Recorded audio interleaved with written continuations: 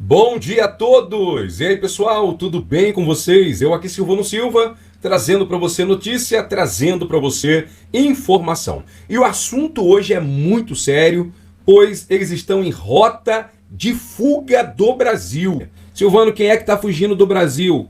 Os investidores.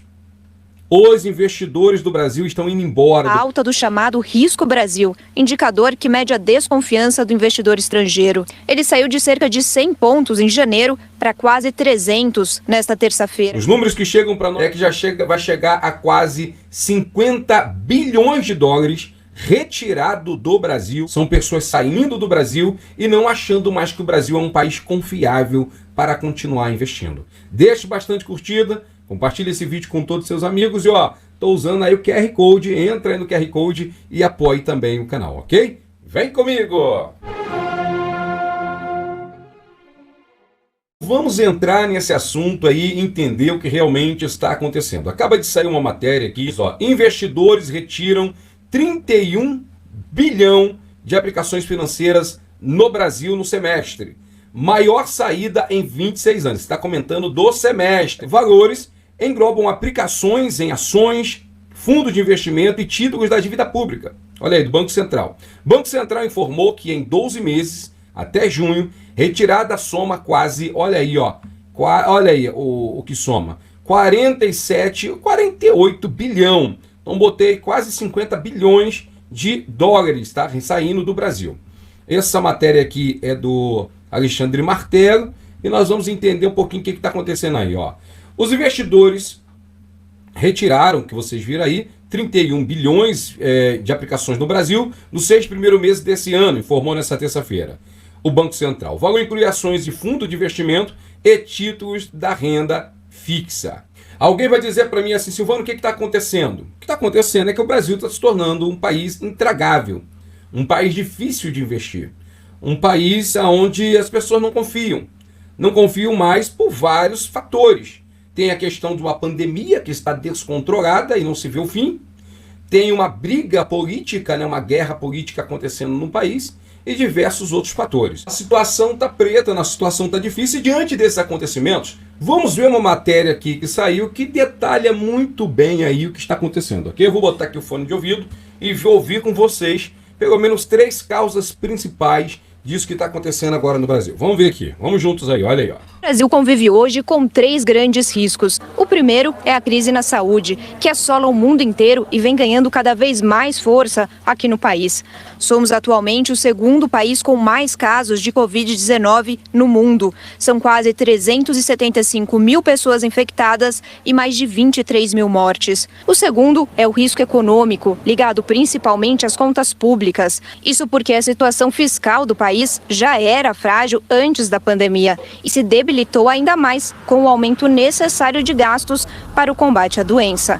E o terceiro é a instabilidade política. Em 14 meses de governo, já foram feitas 11 trocas de ministros, sendo 2 na pasta da saúde em plena pandemia.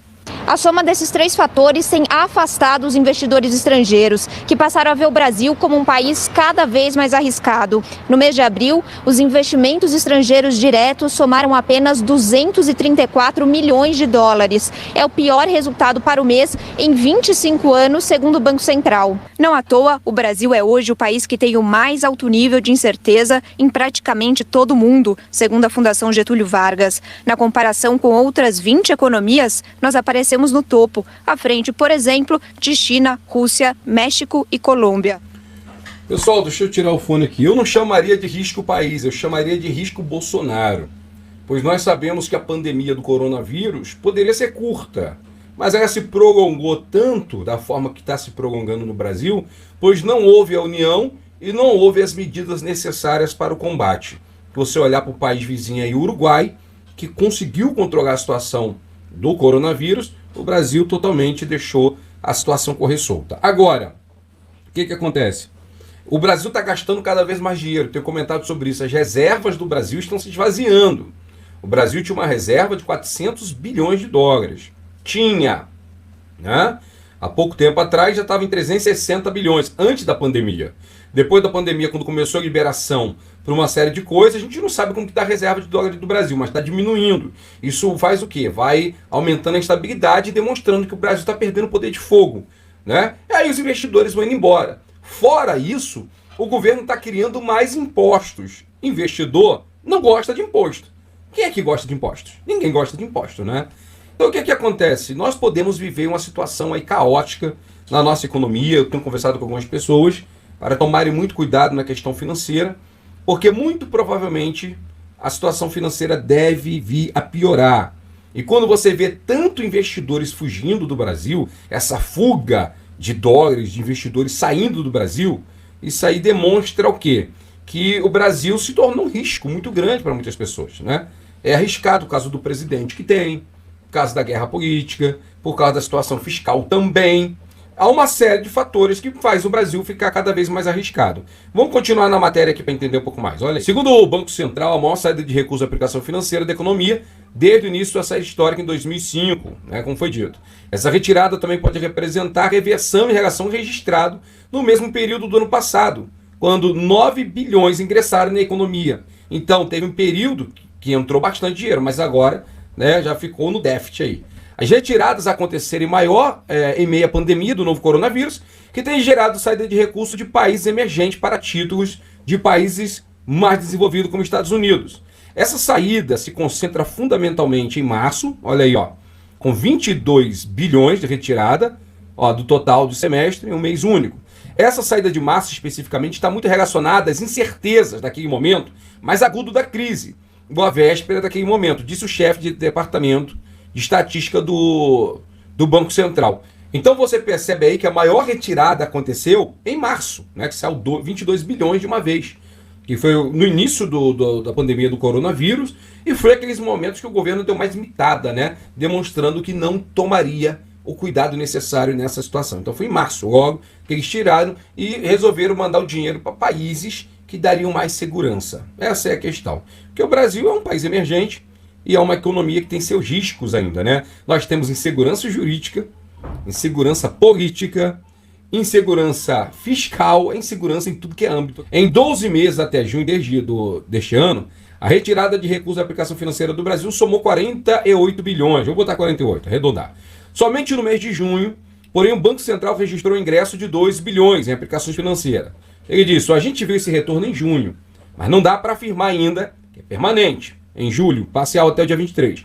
Está meio 0 a 0. Daí por diante, se as condições normalizarem, não só da economia, mas a mundial, a gente pode ver um cenário de recuperação, pelo menos gradual. Então, pessoal, o que você percebe aí, né? Como foi dito, pandemia, a insegurança fiscal, né? E a insegurança política que tem no Brasil, essa guerra. A gente não sabe se o Bolsonaro vai ser impeachmentado, se vai ser afastado, se continuar como presidente até o final, vai continuar mais nas cordas, vai ficar nas cordas o tempo inteiro, né, diante de tantas investigações, de tantas coisas que tem contra o Bolsonaro. Então os investidores estão picando fora do país, né? Então é rota de fuga, e quem é que vai parar essa rota de fuga? Se o Bolsonaro tentasse adotar uma postura séria, né? Ele está tentando, está fechando a boca, já é um ponto positivo. Agora, sobre a questão do coronavírus, o Bolsonaro não toma nenhuma tendência. O Bolsonaro já era para ter botado o ministro da Saúde. O Brasil não tem ministro da Saúde, né? O Brasil está a Deus dará, né? O que acontecer é o que aconteceu. Deixa a vida me levar, a vida leva eu e tanto faz. O Bolsonaro está esperando que o coronavírus vá embora sozinho, como se fosse um passo de mágica. Mas já deu para perceber que mágica não acontece nessa questão. A situação vai aumentando, aumentando, aumentando e não para. Os países que conseguiram parar o coronavírus foi países que se uniram, fizeram sacrifícios de verdade. E se o Brasil não estiver disposto a isso, então, meu amigo, vai ser orar muito e esperar aí essa vacina chegar. A gente sabe muito bem que a vacina só deve chegar para o ano que vem, e até no ano que vem a nossa situação pode estar muito pior do que está acontecendo hoje. Essa é a grande verdade. Pessoal, é triste, é uma matéria dura, triste, mas eu tenho que passar para vocês a realidade. E digo para vocês, segure dinheiro, tome cuidado, não é momento de gastar dinheiro à toa, não é momento de fazer investimentos desnecessários, é momento de segurar dinheiro. A verdade é essa. Agora, quando você segura dinheiro, você atrapalha a economia, porque para a economia o bom é que você gaste. Quanto mais você gastar, melhor para a economia. Mas as previsões que a gente está vendo aí não são bons, tá? Não são boas previsões porque vem aí. Mas vamos torcer, esperamos que estejamos todos enganados e que essa situação dê uma virada e que mesmo no meio da pandemia possamos ter crescimento econômico. Quem sabe, né? É difícil, muito difícil mesmo, tá?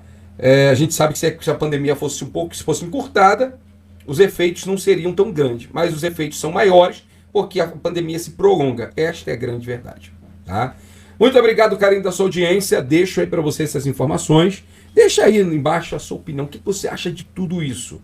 Tamo juntos. Que Deus abençoe você. Que Deus abençoe o nosso Brasil.